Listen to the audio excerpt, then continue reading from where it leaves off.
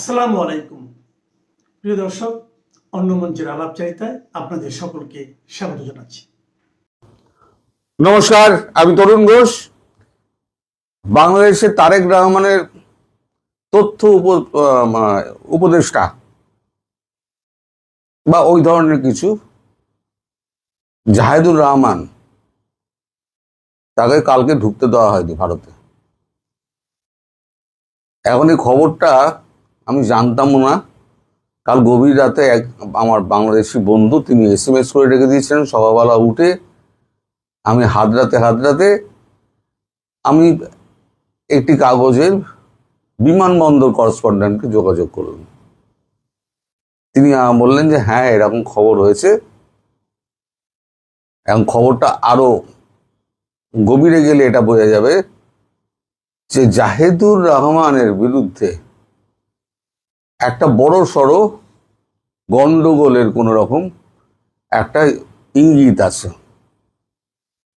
তিনি সম্ভবত, নিশ্চিত করতে পারেনি আমার বন্ধুটি, সম্ভবত তিনি কূটনৈতিক পাসপোর্ট নিয়ে এসেছিলেন। এখন কূটনৈতিক পাসপোর্ট নিয়ে যারা ট্রাভেল করে তাদের কখনো কোনো দেশ আটকায় না। ভারতবর্ষ তো আটকাবেই না, কারণ ভারতবর্ষের সঙ্গে বাংলাদেশের একটা আলাদা রকমের সম্পর্ক রয়েছে। সরি, তো তাহলে জাহেদুর রহমানকে আটকালো কেন? এখন কাগজে, আপনাদের কাগজে কি বেরিয়েছে না বেরিয়েছে, আমি সকালবেলায় 10টার সময়, আমি এখন তো ভিডিওটা করছি, এখন আমি তো জানতে পারিনি। আপনাদের কাগজ তো আমার এখানে আসে না। ওই আমি যখনই অনলাইনে যখনই আমি ট্রাই করি তখনই দেখায় ভেরিফাইং দেখিয়ে গোল গোল গোল গোল গোল করে 2-3 মিনিট দেখিয়ে তারপরে ডিনাইড করে দেয়। তার মানে ভারতে দেখতে দেবে না। সে সমকাল হোক, প্রথম আলো হোক, কালের কণ্ঠ হোক, না কালের কণ্ঠটা মাঝে মাঝে পাওয়া যায়। তো যাই হোক, এখন সেই বন্ধুটি আমায় বললেন যে তাকে রিসিভ করার জন্য বাংলাদেশের যে হাই কমিশনার রিয়াজ হামিদুল্লাহ, তিনি বিমানবন্দরে উপস্থিত ছিলেন। কারণ প্রধানমন্ত্রীর তথ্য মন্ত্রকের উপদেষ্টা, তার তো একটা সম্মান আছে, তাই তিনি ওখানে ছিলেন। এখন যেটা জানা যাচ্ছে ভাষা সেটা হচ্ছে ভারত একটা অর্গানাইজ করেছে ইন্ডিয়ান ওশান রিং সামিট বলে কিছু একটা আছে বোধহয়। যখন শেখ হাসিনা যখন প্রধানমন্ত্রী ছিলেন সেই সময়তে বাংলাদেশকে যুক্ত করা হয়, তারই একটা কোনো সামিট রয়েছে। সেই সামিটে যোগ দেওয়ার জন্য তিনি দিল্লি এসেছিলেন। এবার দিল্লি বিমানবন্দরে নেমেছেন। আমি যতটুকু জানতে পেরেছি, সত্যি মিথ্যে আমি কোনোদিনই দাবি করব না, ওই সংবাদদাতা, তিনি একটি প্রতিষ্ঠিত কাগজের সংবাদদাতা, তার নামটা বললে পরে মুশকিল আছে, সে আইডেন্টিফাইড হয়ে যাবে যে আমাকে খবর পাচার করছে, তাই নাম বলছি না। তো সে তা করে চাকরি করে। তো যখন ইমিগ্রেশনে যায় তখন তার পাসপোর্ট দেখে তখন ওনাকে জিজ্ঞাসাবাদ করা হয়। জিজ্ঞাসাবাদের একটা পর্বে যখন তাকে বলা হয় আপনি একটু পাশের ঘরে আসুন, উনি তখন অস্বীকার করেন। উনি বলেন যা জিজ্ঞাসা করার এখানে করুন, পাশের ঘরে কেন? না, আপনার কাছ থেকে কিছু নির্দিষ্ট তথ্য আমাদের জানার আছে। জাহিদুর রহমান বলেছেন আমি তো ভ্যালিড ডকুমেন্ট নিয়ে আমি ট্রাভেল করছি, তাহলে কেন আমাকে জিজ্ঞাসাবাদ করা হবে? আমি তো কোনো অপরাধী নই, আমি তো কোনো খুন জখম বা আমার বিরুদ্ধে কোনো মামলা নেই। তখন এই গোপ ধরে বসে থাকে আমাদের ইমিগ্রেশন অফিসাররা। যখন কথাবার্তা যখন উনি একেবারে চরমে উঠেছে, তখন ইমিগ্রেশন অফিসাররা, যেহেতু কূটনৈতিক পাসপোর্ট উনি নিয়ে গেছেন, তাই কূটনৈতিক পাসপোর্টে এন্ট্রি ডিনাইড লেখা যায় না। এই ইমিগ্রেশনের যে কম্পিউটার আছে সেখানে লাল ঢেনা মেরে দিয়েছে। মেরে দিয়ে বলেছে ফিরে যান, আপনাকে ভারতে ঢুকতে দেবো না। এখন যখন এই কাণ্ড চলছে তখন রিয়াজ হামিদুল্লাহ খবর পেয়ে গেছেন, কারণ জাহিদুর রহমান তখন রিয়াজ হামিদুল্লাহকে ফোন করে দিয়েছে। রিয়াজ হামিদুল্লাহ তখন ছুটতে ছুটতে আমি বাংলাদেশ হাই কমিশনার নিজের পরিচয় দিয়ে ছুটতে ছুটতে তিনি আসেন। তখন উনি বলেন যে আমাদের কাছে কিছু নির্দিষ্ট তথ্য আছে ওনার বিরুদ্ধে, সেই নির্দিষ্ট তথ্যের ভিত্তিতে আমরা ওনার এন্ট্রিটা ডিনায়েড করছি, মানে এন্ট্রি করতেই দেবো না আর কি। আমাদের যে এন্ট্রি ডিনাইড যে লিস্টটা আছে তার মধ্যে ওনার নাম রয়েছে। এবার কিছু জানতে হলে আপনি নয়াদিল্লিতে, মানে আমাদের যে বিদেশ মন্ত্রক আছে সেখানে আপনি যোগাযোগ করুন, তারা যদি এখান থেকে পারমিশন দেন তাহলে আমরা ঢুকতে দেব। এই নিয়ে চরম কথা কাটাকাটি হয়। তারপর রিয়াজ হামিদুল্লাহ এক সময়তে হস্তক্ষেপ করে বলেন যে আপনি চলে যান, আপনি ফিরতি প্লেনে আপনি ঢাকা ফিরে যান, কারণ একবার যখন এন্ট্রি ডিনাইড হয়ে গেছে তখন আর নতুন করে কিছু করার নেই। এরপরে আমি দেখছি বিদেশ মন্ত্রকের সঙ্গে কথাবার্তা বলে যে কেন এটা হলো, কোনো রকম ভুল টুল হলো কিনা, এইসব কথাবার্তা হয়েছে। তারপরে জাহিদুর রহমান ফিরে এসছেন।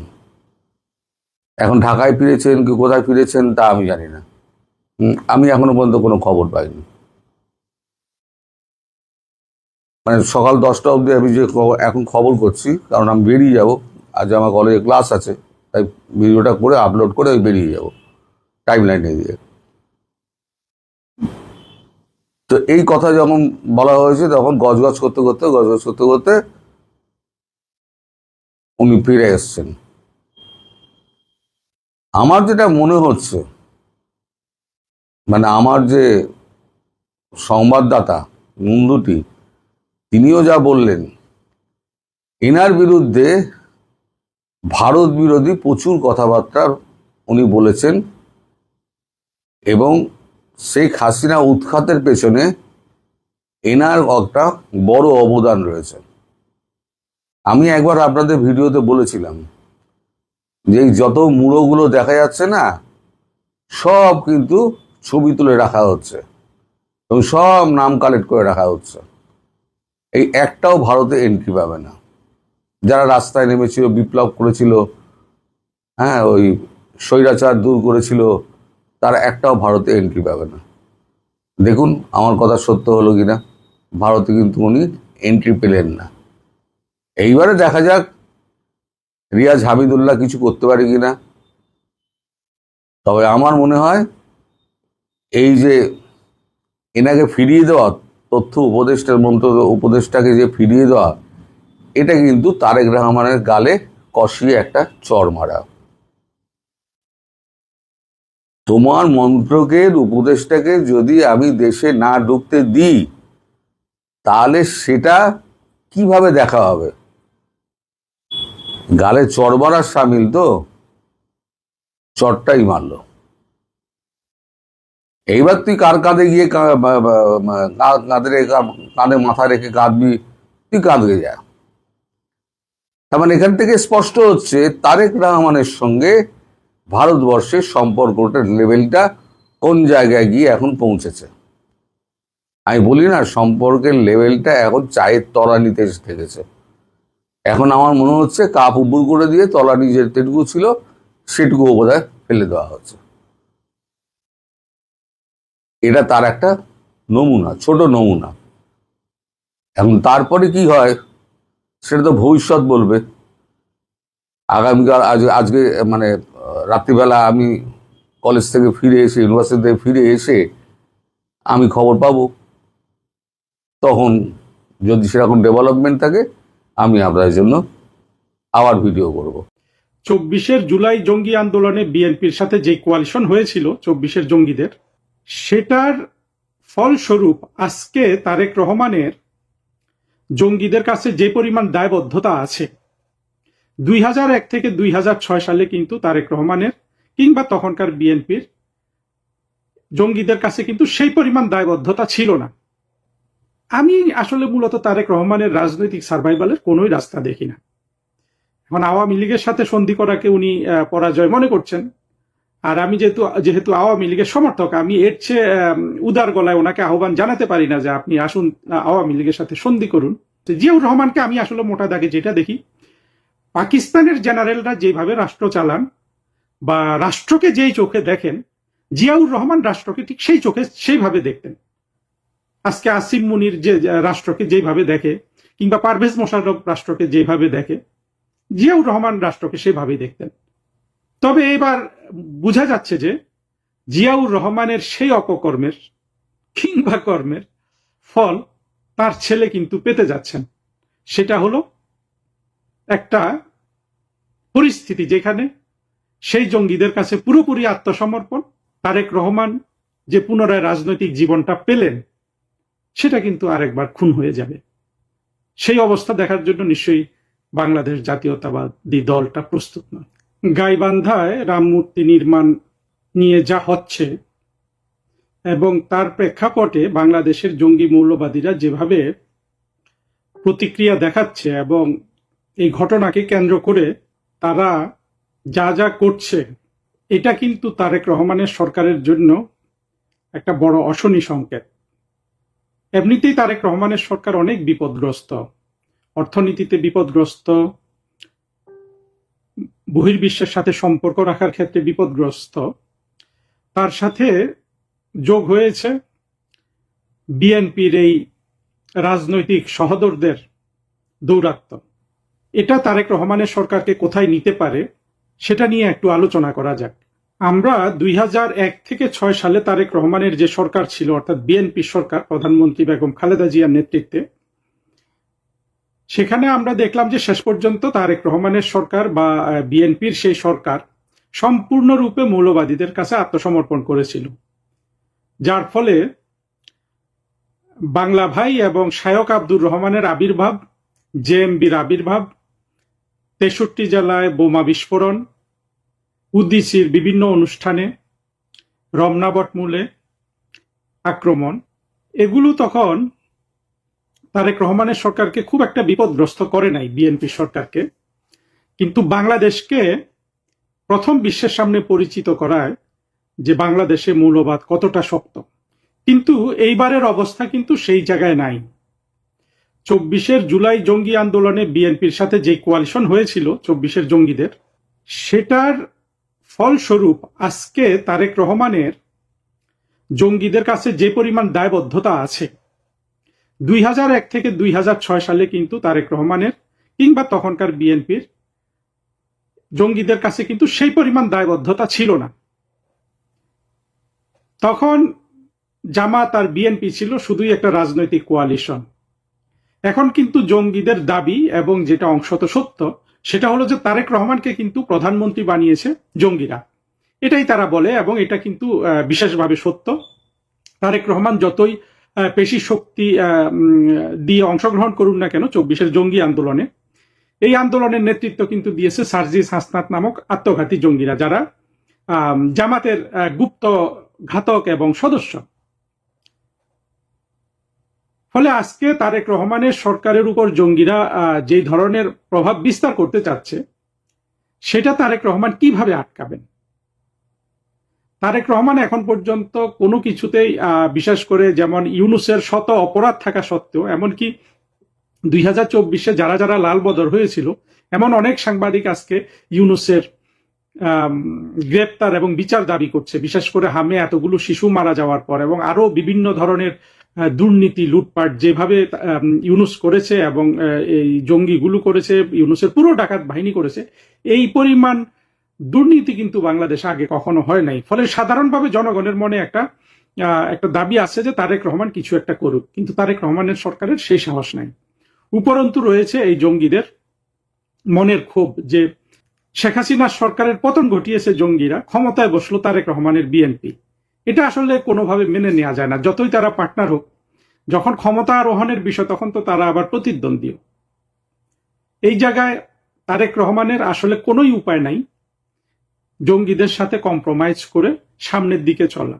উপায় নাই বলতে এটা বুঝাচ্ছি যে, অর্থাৎ তারেক রহমানের সরকারের আলাদা কোনো ইমেজ আর রাখা যাবে না। জঙ্গিদের সাথে যদি উনি হাত মিলালে ওনার আলাদা কোনো ইমেজ থাকবে না, আর হাত না মিলালে জঙ্গিরা ওনাকে ক্ষমতাচ্যুত করবে। এবং আমার ধারণা বর্তমান অবস্থা চলতে থাকলে জঙ্গিরা আক্রমণ করবে। জঙ্গিরা সবসময় যেটা করে আর কি, তারেক রহমানের মেয়েকে প্রধান আক্রমণটা করবে এবং তাকে নিয়ে নানা রকম কুৎসা রটনা করবে, গালিগালাজ করবে, ওরা যেগুলা করে।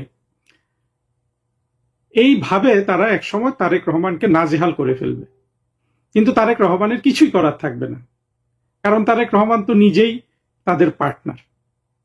এইখান থেকে তারেক রহমানের যেখানে মুক্তিটা থাকতে পারতো সেটা হলো যে আওয়ামী লীগের সাথে রাজনৈতিক সমঝোতা করা।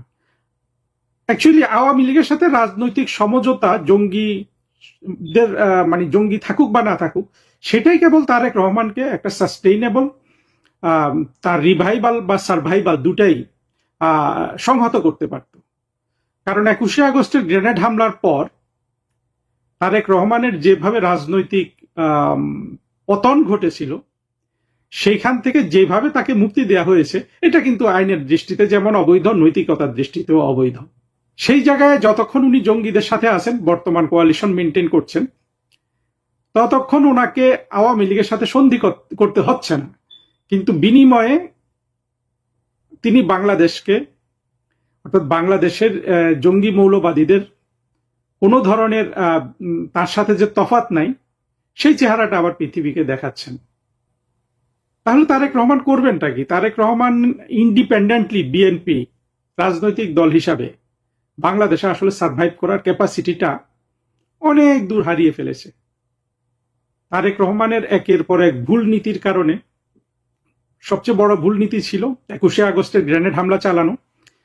ধরে নিলাম তর্কের খাতিরে তো করতে হয়, আর উনি এখন বাংলাদেশের প্রধানমন্ত্রী, উনি 21শে আগস্টের গ্রেনেড হামলার সাথে জড়িত ছিলেন না। তাহলে কাজটা কি করা যেত? একটা মাঝারি গোছের তদন্তের ব্যবস্থাও তিনি করতে পারতেন। সেটা না করে ওনারা জজমিয়া নাটক করেছেন। সেখানে কিন্তু তারেক রহমানের আসলে রাজনৈতিক মৃত্যু না হলেও পতন ঘটেছিল। আমি মনে করি মৃত্যুই ঘটেছিল, কিন্তু আলোচনার স্বার্থে আর বিএনপির ছেলেমেয়েরা এত গালি দেয়, এই গালি আমি হজম করতে পারি না দেখে, মানে গালি কম খাওয়ার জন্য আসলে টোনটা নরম করছি, সত্য কথা বলতে কি। আমি আসলে মূলত তারেক রহমানের রাজনৈতিক সার্ভাইভালের কোনোই রাস্তা দেখি না। এখন আওয়ামী লীগের সাথে সন্ধি করাকে উনি পরাজয় মনে করছেন, আর আমি যেহেতু আওয়ামী লীগের সমর্থক, আমি এর চেয়ে উদার গলায় ওনাকে আহ্বান জানাতে পারি না যে আপনি আসুন আওয়ামী লীগের সাথে সন্ধি করুন। আর উনি করবেনও না মনে হচ্ছে। করবেন কি করবেন না জানি না, সময়ে মানুষ অনেক কিছু করে, কিন্তু বর্তমানে যেই অবস্থা, এখানে জঙ্গিদের কাছে তারেক রহমানের পুরোপুরি আত্মসমর্পণ করা ছাড়া এখনকার পরিস্থিতিতে, অর্থাৎ ইন্ডিপেন্ডেন্ট অফ আওয়ামী লীগ তারেক রহমানের যে স্টান্স, সেটাতে জঙ্গিদের কাছে আত্মসমর্পণ করা ছাড়া আমি কোনো উপায় দেখি না। আর এটা কিন্তু নৈতিকতার দিক থেকেও কিন্তু বৈধ। সত্য কথা হলো যে রাষ্ট্রকে তো আওয়ামী লীগ মুক্ত করেছে বাংলাদেশের স্বাধীনতা বিরোধী জঙ্গিরা। বিএনপিও কিন্তু মুক্তিযুদ্ধের আদর্শ লালন করা কোনো রাজনৈতিক দল না। তো যারা ফোরফ্রন্টে নেতৃত্ব দিয়েছে তারা রাষ্ট্র শাসন করবে, যে কোনো ক্ষমতার পালা বদলে তো সেটাই কিন্তু প্রত্যাশিত, তা নয় কি? সেক্ষেত্রেও কিন্তু জঙ্গিদের ওই বৈধতাটা আছে কিন্তু একদিক থেকে। কাজেই আমরা যদি যত দিক থেকেই দেখি, তত দিক থেকে কিন্তু তারেক রহমানের ভবিষ্যৎ, রাজনৈতিক ভবিষ্যৎ নানানভাবে সংকটাপন্ন। আমরা যদি তারেক রহমানের এই রাজনৈতিক ভাগ্য মেনেও নেই, আর যেহেতু আমি তারেক রহমানের রাজনৈতিক আদর্শের অনুসারী না, আমার পক্ষে তো এটা মেনে নেওয়া সহজ, কিন্তু যে জিনিসটা আমরা কেউই মানতে পারবো না সেটা হলো যে জঙ্গিদের হাতে বারবার আত্মসমর্পণে বাংলাদেশ রাষ্ট্রটার যেই ক্ষতি হয়ে যাচ্ছে। দেখুন, জঙ্গিরা বাংলাদেশের শুধু ক্ষতি করে নাই, ইসলামেরও তো ক্ষতি করে নাই, তারা ক্ষতি করেছে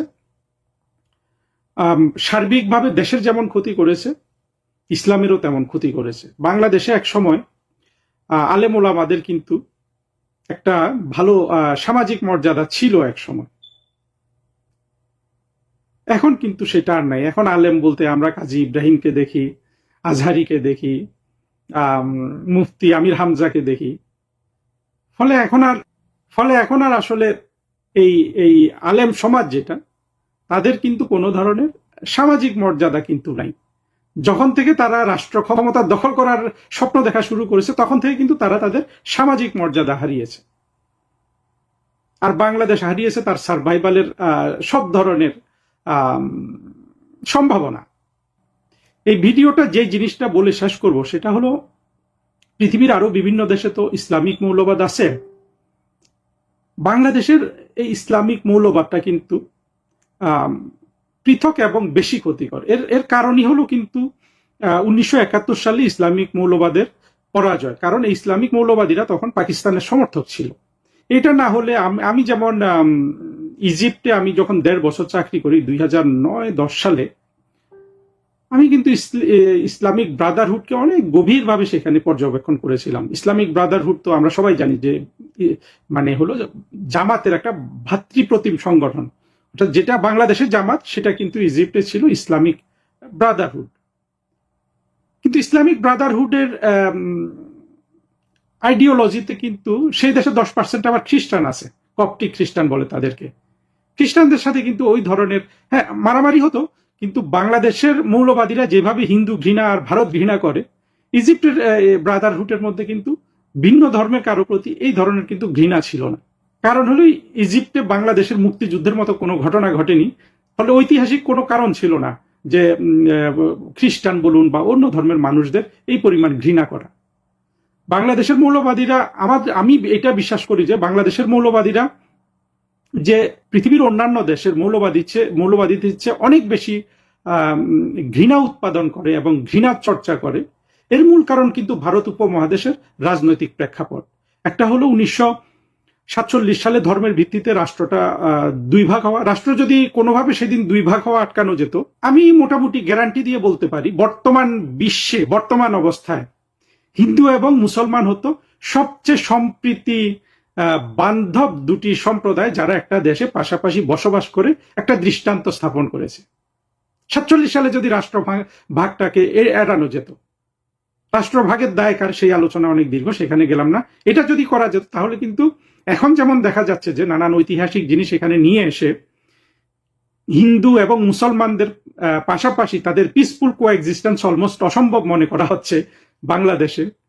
যদিও ভারতে কোএক্সিস্টেন্স হচ্ছে, কিন্তু বাংলাদেশে বা পাকিস্তান থেকে যে ঘৃণা উৎপাদন হয় হিন্দুদের বিরুদ্ধে, এটা তো ভারতেও আবার কিন্তু এটার স্পিল ওভার ইফেক্ট আছে, ইনফ্লুয়েন্স আছে। ফলে পুরো উপমহাদেশে কিন্তু হিন্দু মুসলমানদের মধ্যে যেই ধরনের টক্সিসিটি বিরাজমান, এটা কিন্তু সারা পৃথিবীতে কোথাও কিন্তু দেখা যায় না। আমরা আরব আমিরাতে যদি গিয়ে দেখি, সেখানে ইন্ডিয়ানরা এত পরিমাণ ভারতীয় হিন্দু কাজ করে, আরবের মুসলমানরা কিন্তু ওই ভারতের হিন্দুটাকে যেই চোখে দেখে, বাংলাদেশের মুসলমানটাকেও সেই চোখে দেখে, আলাদা কোনো চোখে দেখে না। যে কাজে বেটার তাকে সেই দৃষ্টিতে দেখে। একটা ইউনিক সিচুয়েশন কিন্তু ভারত উপমহাদেশে। সেই জন্য মুক্তিযুদ্ধের পর আসলে বঙ্গবন্ধুর রাজনৈতিক সিদ্ধান্তগুলোর মধ্যে সবচেয়ে সঠিক যেটা সিদ্ধান্ত ছিল সেটা হলো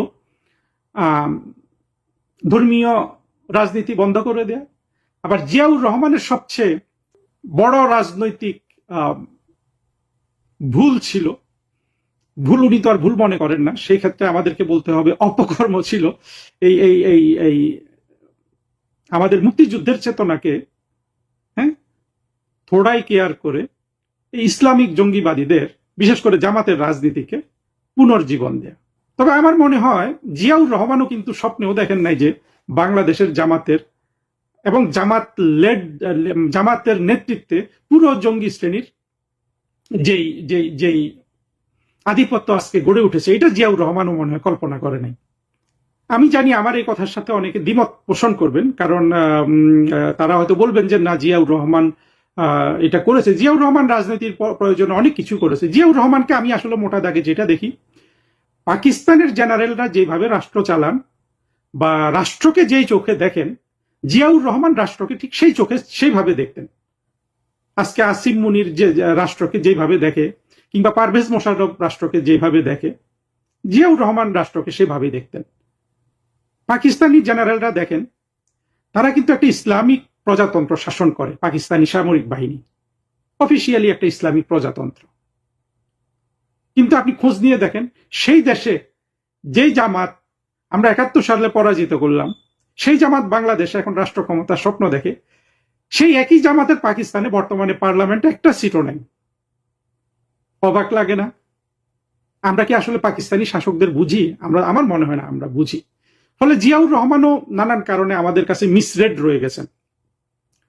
আবার এটাও ঠিক যে আমরা তো জিয়াউর রহমান যেভাবে রাষ্ট্রকে দেখেন পাকিস্তানের মতো করে, সেই রকম দেখলে তো আমরা আবার পাকিস্তানি থেকে যেতে পারতাম। আমরা তো স্বপ্নে দেখেছিলাম একটা উদার আধুনিক গণতান্ত্রিক রাষ্ট্র, যেটার স্বপ্ন কিন্তু জিয়াউর রহমানই ধ্বংস করেছেন। তবে এবার বোঝা যাচ্ছে যে জিয়াউর রহমানের সেই অপকর্মের কিংবা কর্মের ফল তার ছেলে কিন্তু পেতে যাচ্ছেন। সেটা হলো একটা পরিস্থিতি যেখানে সেই জঙ্গিদের কাছে পুরোপুরি আত্মসমর্পণ এবং ভিন্ন কোনো রাস্তা সামনে না থাকা। এখনো হয়তো রাজনৈতিক সমঝোতা তারেক রহমানের সামনে সময় আছে, কিন্তু এমন একটা সময় চলে আসবে যখন উনি আসলে আর আওয়ামী লীগ তখন তো আর সমঝোতা করবে না, সময় চেঞ্জ হয়ে গেলে। তখন আসলে পুরোপুরি মৌলবাদীদের কাছে আত্মসমর্পণ করা ছাড়া আমার তো মনে হয় না তারেক রহমানের আর কোনো পথ থাকবে। আর সেটা যদি হয়, তারেক রহমান যে পুনরায় রাজনৈতিক জীবনটা পেলেন সেটা কিন্তু আরেকবার খুন হয়ে যাবে। সেই অবস্থা দেখার জন্য নিশ্চয়ই বাংলাদেশ জাতীয়তাবাদী দলটা প্রস্তুত নয়। আসসালামু আলাইকুম। এটা আর বলার অপেক্ষা রাখে না যে বাংলাদেশ আওয়ামী লীগ একেবারে কাছা দিয়ে মাঠে নেমে গেছে। আওয়ামী লীগ শুধু একা নয়, তার অঙ্গ সংগঠন ছাত্রলীগ, যুবলীগ তারাও মাঠে নেমেছে এবং এই মাঠে নামাটার গতি প্রকৃতি এবার একটু ভিন্ন। আমি প্রতিটা আলোচনায় প্রায় বলছি, গত 2 বছরে যে পরিমাণ মিছিল মিটিং আওয়ামী লীগ করে নাই, গত 2 সপ্তাহে সেই পরিমাণ মিছিল করেছে এবং করে চলেছে। এখনো প্রতিদিন দেশের কোনো না কোনো জেলায়, কোনো না কোনো একটি জেলা না, একাধিক জেলায় ছাত্রলীগ অন্তত মিছিল করছে এবং ছাত্রলীগের এই আলাদা মিছিল করার মধ্যেও কিছু একটা বিশেষত্ব আছে। কেন আওয়ামী লীগ এখন নামছে না, কেন শুধু ছাত্রলীগের ব্যানারে মিছিল হচ্ছে? মিছিল তো হচ্ছে এখন আর রাগ ঢাক রেখে না, মাস্ক দিয়ে মুখ ঢেকে অথবা হেলমেট পরে সেভাবে মিছিল করছে। এই মিছিলের জোয়ার বা মিছিলের স্রোতের বাড়ি কিছুটা এসে ঢাকা শহরেও পড়েছে এবং ঢাকায় পড়েছে। ঢাকায় এর আগে আওয়ামী লীগ মিছিল করে নাই তা না, প্রায় 2-3 হাজার লোকের মিছিল করেছে ইউনূসের কলঙ্কজনক শাসন অধ্যায়ের সময়। কিন্তু এবার মিছিলের ঢং বদলেছে এবং মিছিলের পেছনে ফেউ লাগা যেটাকে বলে, পুলিশ লাগা বা বিএনপি লাগা, সেটা কিন্তু দৃশ্যমান দেখা যাচ্ছে না। যে বিএনপি বা পুলিশ খুব জান প্রাণ দিয়ে আওয়ামী লীগের একটা মিছিল হয়েছে, সবাইকে ধরে নিয়ে আসবে। ধরেন একটা মিছিল হচ্ছে 100 ছেলে পেলের, সেখান থেকে ধরা পড়ছে 6 জন 7 জন, বাকি 90 জন তো আপনার তখনও এক জায়গা থেকে আরেক জায়গায় গিয়ে সে মিছিল করছে। এবার 7 সকালে ঢাকাবাসীর ঘুম ভাঙিয়েছে ঢাকায় আরেকটি মিছিলের খবর। বলা হচ্ছে রাজধানীর তেজগাঁও এলাকায় ভোরে আওয়ামী লীগের একটি বিক্ষোভ মিছিল হয়েছে। এই তেজগাঁওই কিন্তু 2-3 হাজার লোকের মিছিল করেছিল ইউনুস আওয়ামী লীগ। রোববার সকাল 7:30টার দিকে ঢাকার তেজগাঁও গুলশান লিংক রোডে আওয়ামী লীগের কিছু নেতাকর্মী এই মিছিলে অংশ নেন। প্রত্যক্ষদর্শী শফিকুর রহমান গণমাধ্যমকে জানান, সকাল 7টার পরপরই আওয়ামী লীগের নেতাকর্মী লিংক রোডে জড়ো হয়ে মিছিল শুরু করে। তবে এই মিছিল থেকে কাউকে আটক করার খবর পাওয়া যায়নি। বিষয়টি নিশ্চিত করে তেজগাঁও বিভাগের উপকমিশনার ইবনে মিজান গণমাধ্যমকে বলেন, সকাল 7:30টার দিকে একটি মিছিল হয়েছে, তবে কারা এই মিছিল করেছে তা শনাক্তের চেষ্টা চলছে। প্রতিনিয়তই এই আলাপটাই হয়। এর আগে শনিবার সকালে রাজধানীর কুড়িল বিশ্ব রোড এলাকায় নিষিদ্ধ ঘোষিত ছাত্রলীগও বিক্ষোভ মিছিল করে। ওই ঘটনায় 14 জনকে গ্রেফতার করা হয়। এখন ওই একই আলাপ আবারও একটু ফাঁকে শুধু বলে নিই যে পুলিশ দিয়ে আওয়ামী লীগ ঠেকানো যাবে না, এটা সম্ভবই না। এটা সম্ভব না। আওয়ামী লীগে তো কোটি কোটি মানুষের দল, বাংলাদেশে পুলিশ কত, এবং এরা যদি সংঘবদ্ধ হয়ে নামে তাহলে ঘটনা কি হবে? আওয়ামী লীগের যেরকম সমর্থক, বিএনপিরও তেমন সমর্থক। বিএনপি জামাত এনসিপি মিলে যে টাইপের সমর্থন, জামাত এনসিপি তো আসলে সাইড লাইনের ফোর্স, মূলত বিএনপি মূল শক্তি। আর এই দুই পরশক্তি আওয়ামী লীগ এবং বিএনপি যদি মুখোমুখি হয়ে যায় দেশে, তাহলে একটা সময়ে আওয়ামী লীগ যেমন দীর্ঘ সময় তার কন্ট্রোল রেখেছে, প্রশাসনে রেখে বিএনপিকে রাজনৈতিক কর্মসূচি করতে দেয়নি, কিন্তু হঠাৎ একবার বিস্ফোরণ ঘটেছে না, বিশাল বিস্ফোরণ ঘটেছে। আওয়ামী লীগের ক্ষেত্রে যে এই বিস্ফোরণ ঘটবে না, এর কি কোনো গ্যারান্টি কেউ দিতে পারে? আওয়ামী লীগ যেভাবে এখন মাঠে নামছে, এই নামা তো দিনকে দিন বাড়তেই থাকবে, এই নামা তো কমার কোন লক্ষণ দেখি না। ভালো থাকবেন। দীনেশ ত্রিবেদী তিনি এখন রাজনীতিবিদ।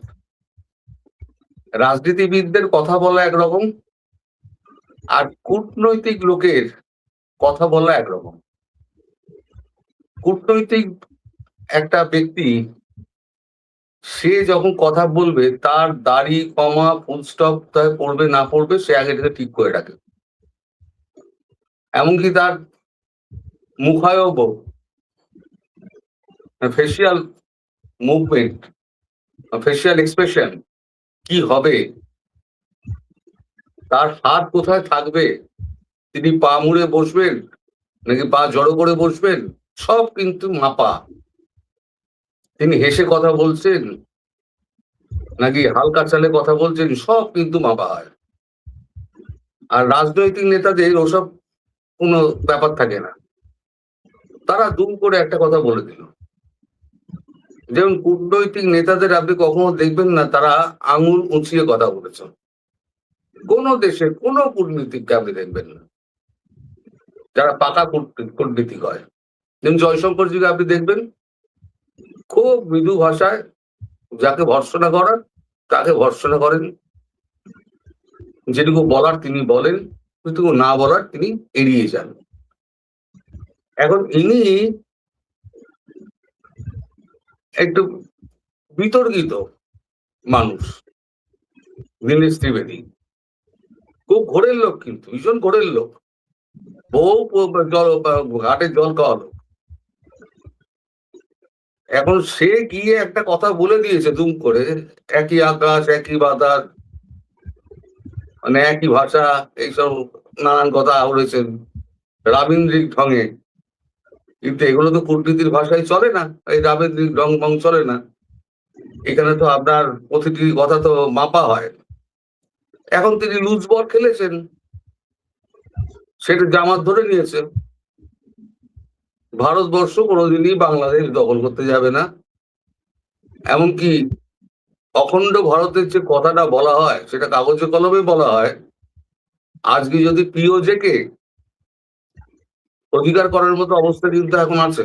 আজকের খবর আপনি জানেন না, পিওজেকেতে অন্তত 1.5 লাখ সেনা এবং পুলিশ তাদেরকে পিওজেকে মানুষ পুরো ঘিরে ফেলে চারদিক দিয়ে, তাদের খাবার জল কিছুই দিচ্ছে না, কারণ এদের কাছে অস্ত্র নেই, ওরা কাউকে ঢুকতে দেবে না, সমস্ত রাস্তাগুলোকে কেটে দিয়েছে, ব্লক করে দিয়েছে, যে এদেরকে না খাইয়ে মেটে। এই হচ্ছে পিওজেকের অবস্থা। পিওজেকের মানুষ চাইছে ভারতের সঙ্গে যুক্ত হতে, কিন্তু পিওজেকের যে মানে অর্থনৈতিক অবস্থা এবং সেখানে যে সন্ত্রাসবাদ, ভারত চায় না ভারতবর্ষে আবার নোংরা হোক, ভারতবর্ষটা আবার এই সন্ত্রাসবাদের মধ্যে পড়বে। ফলে চাইলেই যে হবে, খাতায় পত্তরে মুখে অনেক কিছু বলা হয়, কিন্তু ফিজিক্যালি এটা হওয়া অসম্ভব। আর বাংলাদেশের ক্ষেত্রে তো নয়ই। আমি অনেকবার বলেছি যে বাংলাদেশ কোনোদিন দখল করবে না, দখল করার হলে ইউনুসের আমলেই করে ফেলতো। সেই সুযোগ হচ্ছিল, অনেকবার এসেছিল, কিন্তু কখনো যখন ইউনুস বলেছিল যে আমি এতে যাচ্ছি, কি বলে আমরা কি বলে সেভেন সিস্টার আমরা ডিস্টার্ব করে দেবো, আমরা বঙ্গোপসাগরের মালিক, চায়নায় গিয়ে বললো, তখন থেকেই ভারত কিন্তু প্রস্তুত হয়ে গেছে। কিন্তু ভারত কখনো এটা করবে না। ভারত চাইছে অ্যামিকেবলি যদি ব্যাপারটা মানে কথাবার্তার মধ্যে দিয়ে, সুষ্ঠু প্রক্রিয়ার মধ্যে দিয়ে হয়, তাহলে পরে সেটা হচ্ছে বেটার থিং দ্যান ওয়ার্স। যার জন্য দেখবেন এখন ভেতরে তলায় তলায় ব্যাকডোর চ্যানেলে কিন্তু মানে বিএনপির সঙ্গে কিন্তু ভারতের কথাবার্তা চলছে। নইলে এই যে আওয়ামী লীগ এত মিছিল করছে হঠাৎ করে, এগুলোকে তো অ্যালাউ করছে, বিভিন্ন জায়গায় হচ্ছে, সে তো আপনারা দেখতে পাচ্ছেন। এগুলো অ্যালাউ তো আগে করতো না, এখন তো অ্যালাউ করছে। তার মানে ভেতরে ভেতরে কোথাও একটা কিছু চলছে। তবে তারেক রহমান যদি মানে চায়না যান, তাহলে যেটুকু সম্ভাবনা এখন তৈরি হয়েছে সেটুকু নষ্ট হয়ে যাবে। আপনার পরবর্তী প্রশ্ন বলুন।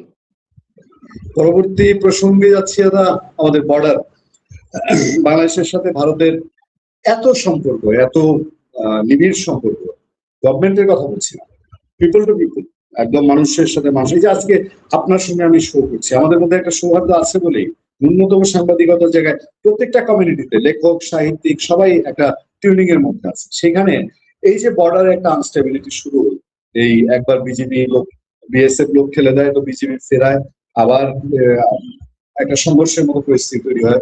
এত ঢাকুল পিটিয়ে বিজেপি বিএসএফ দিল্লিতে বৈঠক হলো, কি ফলাফল, কি লাভ হলো? কোনোই লাভ হয়নি। আমি দুদিন আগে একটা ভিডিও করেছিলাম, সেখানে আমি আমাদের কাগজ দেখিয়ে বলেছিলাম। আজকেও আমি একটা ভিডিও করেছি, সেটাতেও আমি একটা হিন্দুস্তান টাইমসের একটা রিপোর্ট দেখিয়েছি যে কোনো জয়েন্ট স্টেটমেন্ট হয়নি, ভেতরে উত্তপ্ত আলোচনা হয়েছে। আমি না বাজে কথা বলতে পারি, কাগজ তো হচ্ছে লিখিত ডকুমেন্ট, যেটা আদালতে গ্রাহ্য হয়। আপনার আমার ভিডিও কিন্তু গ্রাহ্য হবে না আদালতে, কিন্তু পেপার গ্রাহ্য হবে, কারণ সেটা লিখিত ডকুমেন্ট। তাহলে আপনি আমি যখন লিখি, লেখার আগে কিন্তু আমরা 10 বার চেক করে নিই যেটা ঠিক তো। 10টা জায়গায় ফোন করবেন, আপনিও করবেন, আমিও করি।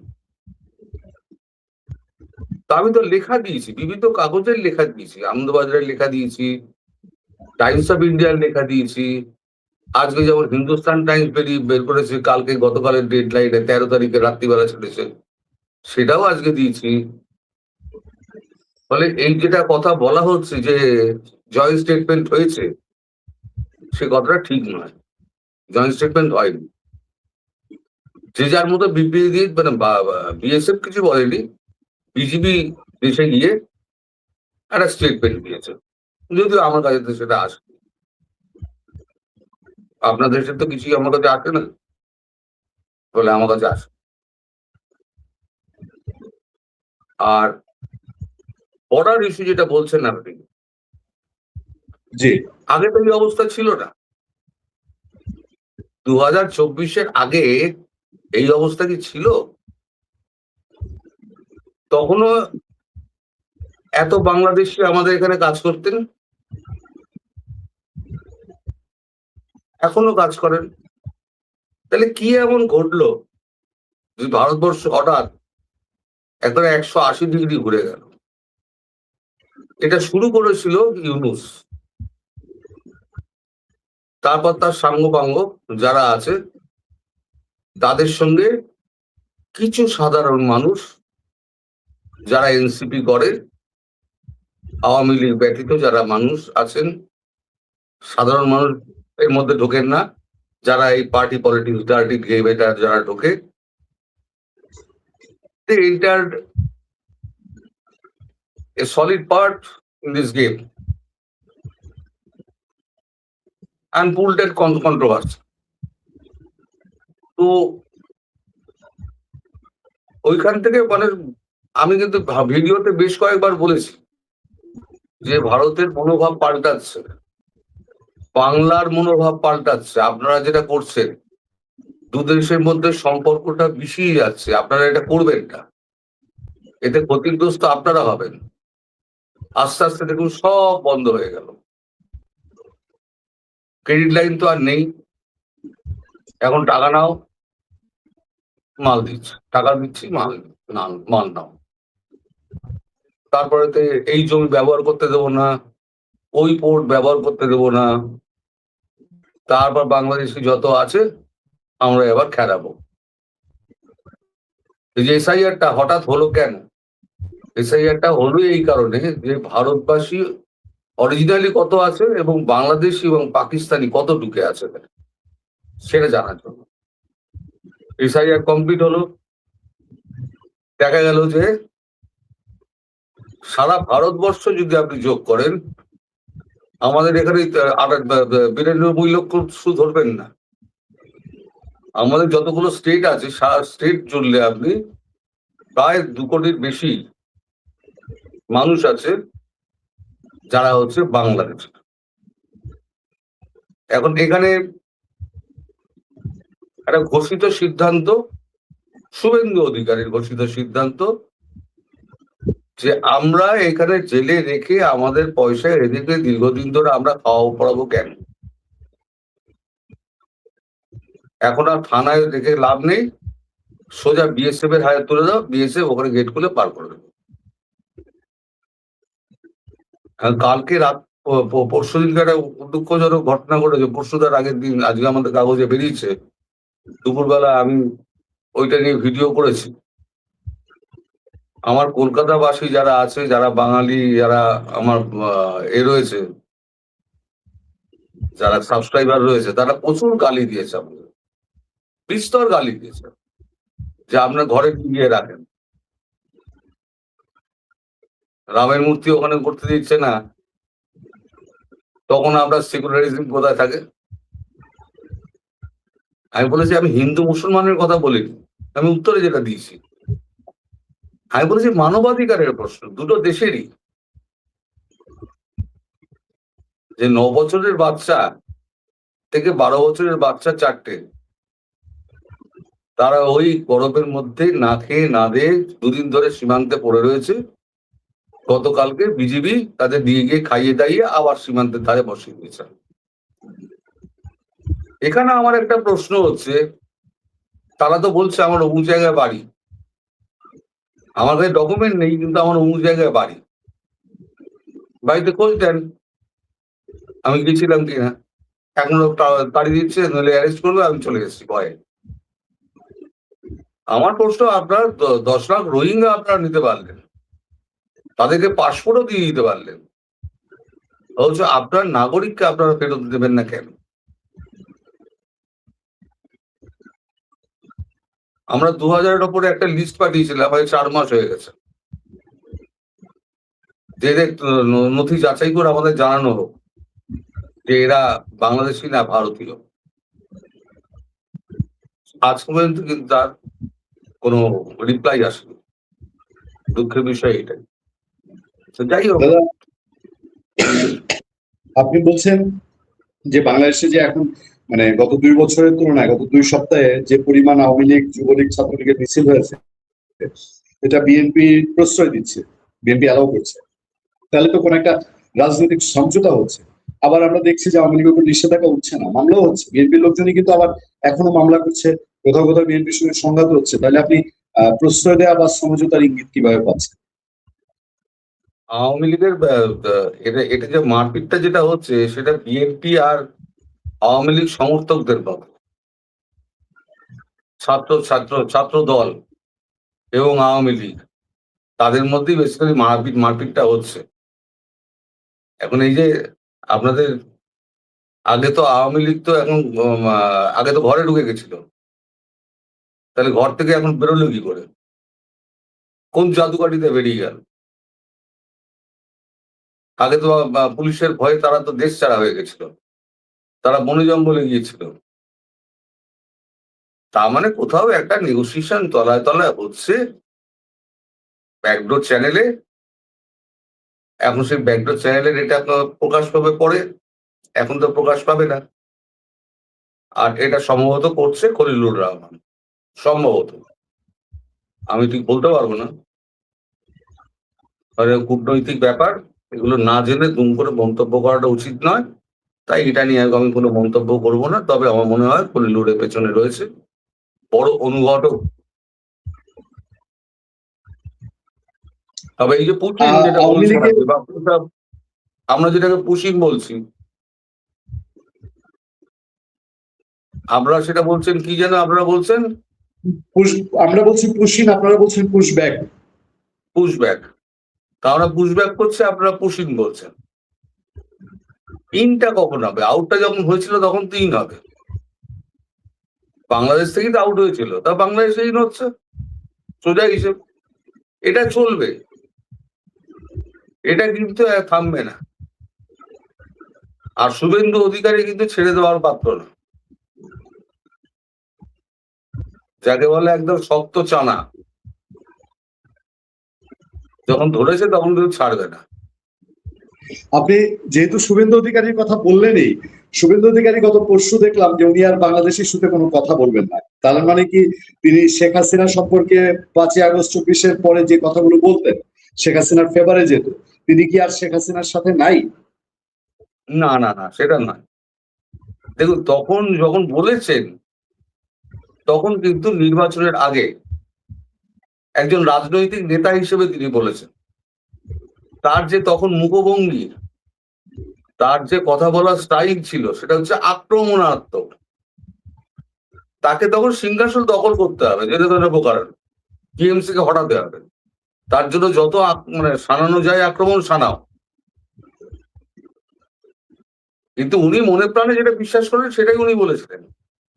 এখনো যখন আমাদের সঙ্গে যখন কথাবার্তা হয়,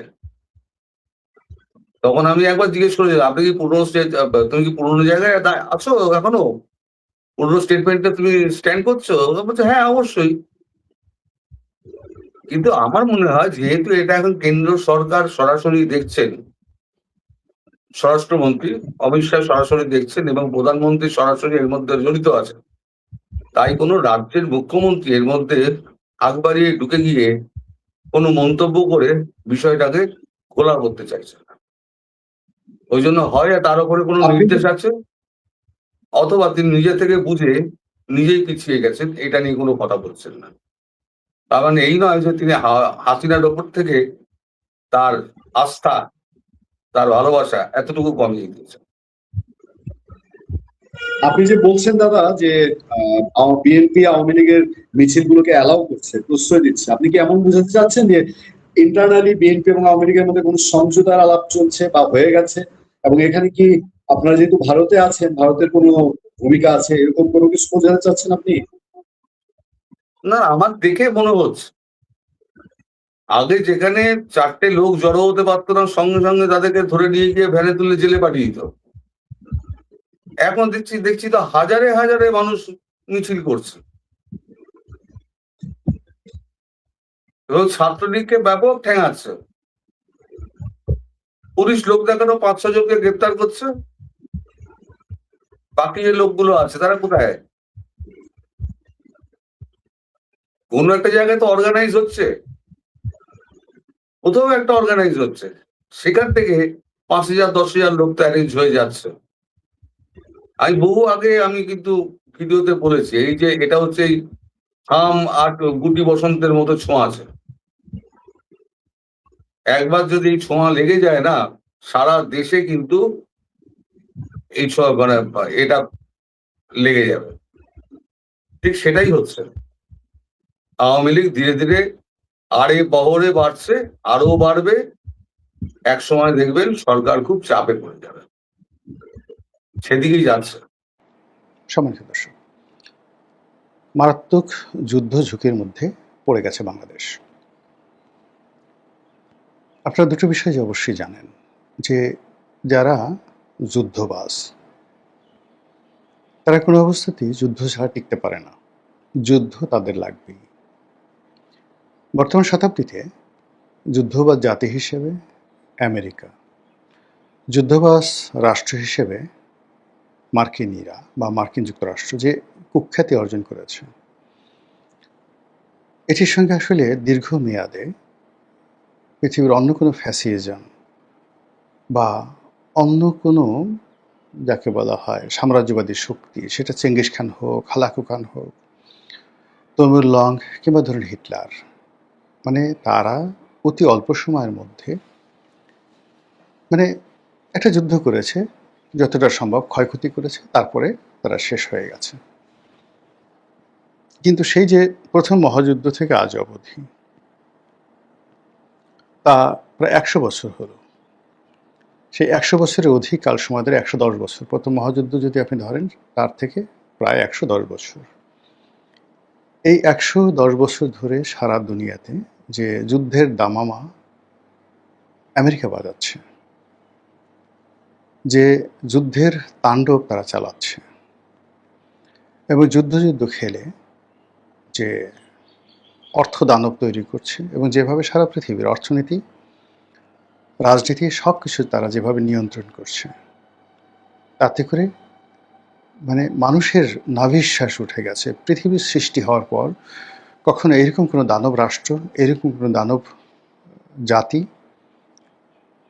এবং এরকম বুভুক্ষ, সারাক্ষণ শুধু তাদেরকে মানে খেতে দিতে হবে, ক্ষুধার যন্ত্রণায় তারা কাতরাচ্ছে, এইরকম বুভুক্ষ জাতি সর্বভোগ জাতি, সব খাবে তারা, কখনো পৃথিবীতে তৈরি হয়নি।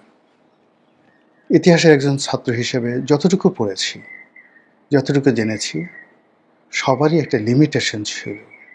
চেঙ্গিস খানের লিমিটেশন ছিল, হালাকু খানের লিমিটেশন ছিল, কিন্তু এটা এরকম একটা যন্ত্রর মতো একটা দানব তৈরি করে ফেলেছে আমেরিকা।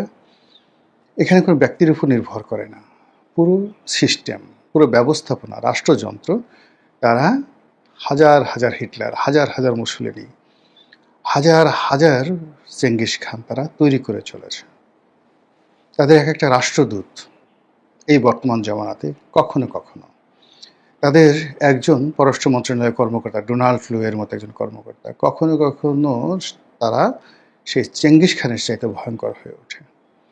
পাকিস্তানের মতো একটা রাষ্ট্রের রাষ্ট্র ক্ষমতা তছনছ করে দিল। ইমরান খানের মতো একজন জনপ্রিয়, বিশ্বনন্দিত সরকার প্রধান রাজনীতিবিদকে জেলে ঢুকানো হলো এবং তার জীবন শেষ করে দেওয়া হলো। এই একজন রাষ্ট্রদূত শ্রীলঙ্কাকে পাল্টে দিল। এই একজন রাষ্ট্রদূত বাংলাদেশের সর্বনাশ ঘটালো।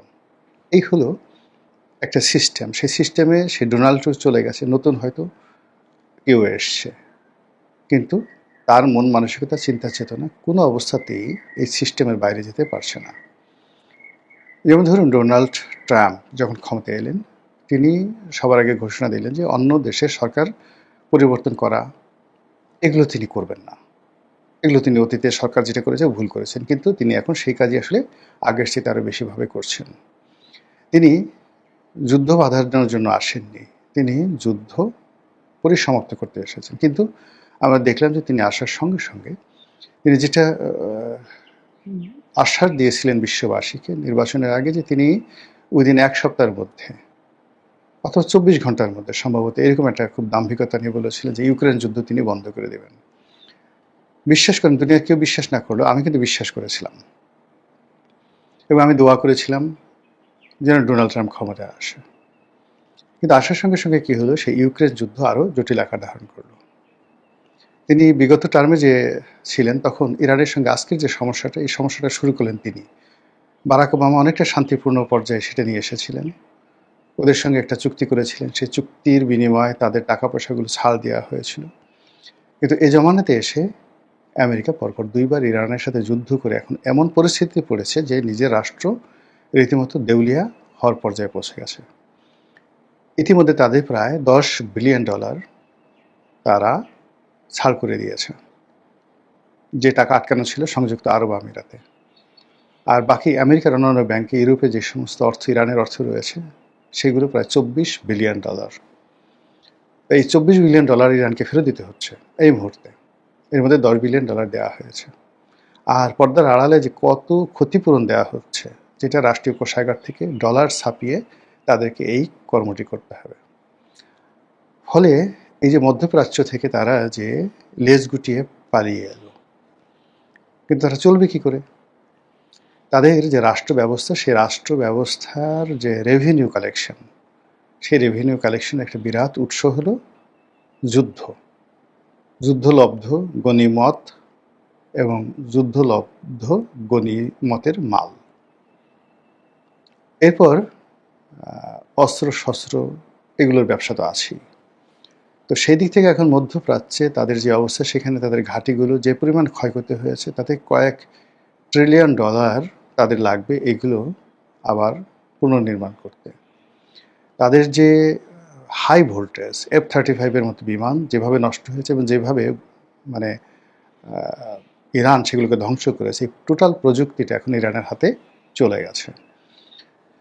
ফলে মধ্যপ্রাচ্য সামাল দিতে হলে তাদেরকে আরও $1 ট্রিলিয়ন লাগবে এবং সেই $1 ট্রিলিয়ন আয় করার তাদের একমাত্র মাধ্যম হলো এশিয়াতে একটা গণ্ডগোল লাগিয়ে দেওয়া।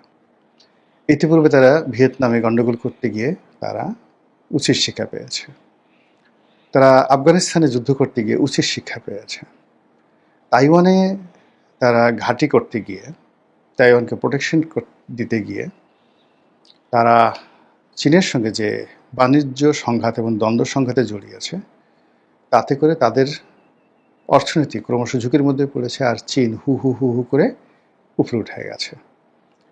তো কাজেই সেই সকল এলাকাতে, অর্থাৎ ইন্দোচীন, মানে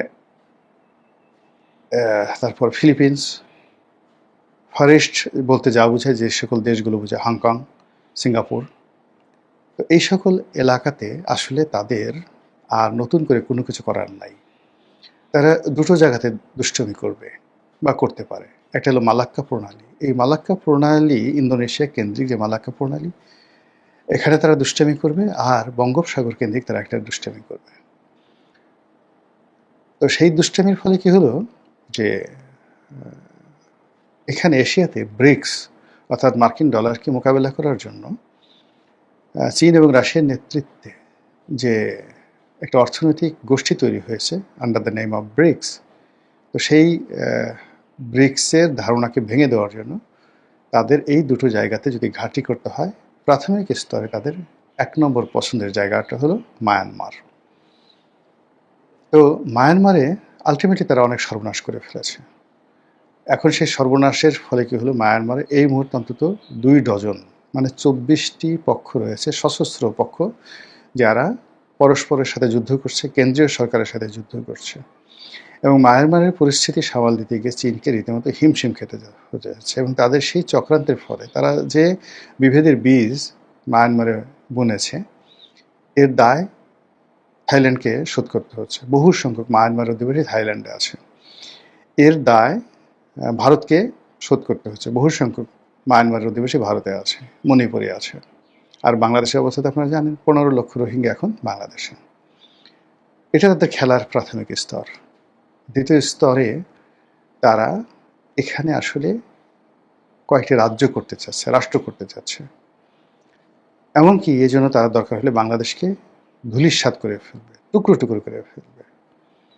আর এই কাজগুলো করে ভারত, বাংলাদেশ এবং ভারতের বিশেষ করে 7 সিস্টার, বাংলাদেশের 20 কোটি মানুষ, মায়ানমারের এই অঞ্চলে যদি ধরেন, রোহিঙ্গা অঞ্চলে যদি আপনি ধরেন 2 কোটি মানুষ, চীনের আশেপাশের যে এলাকাতে সেখানে যদি ধরেন আরও প্রায় 20 কোটি মানুষ, সব মিলিয়ে প্রায় 100 ক্রোর, 100 কোটি মানুষকে টার্গেট করে তারা একটা যুদ্ধ বাণিজ্য তৈরি করার চেষ্টা করছে। যুদ্ধটাকে ভূতে জোগায়। এখন আলটিমেটলি বাংলাদেশের সঙ্গে তারা চুক্তি করে ফেলেছে আমেরিকান আর্মস অ্যান্ড অ্যামুনিশন আনতে হবে, আমেরিকান বিমান আনতে হবে, ইত্যাদি আরও অনেক কিছু। ফলে আমেরিকা যেভাবে এখন অবাধে বাংলাদেশের সীমানায় ঢুকে গেছে, যেভাবে সব কিছুর উপর নিয়ন্ত্রণ প্রতিষ্ঠা করতে চাচ্ছে, যেভাবে রাজনীতি নিয়ন্ত্রণ করে ফেলেছে, যেভাবে রাজনীতির বিভিন্ন জায়গাতে তারা পাপেট তৈরি করে ফেলেছে, আলটিমেটলি তারা অসংখ্য পাপেট তৈরি করে ফেলেছে।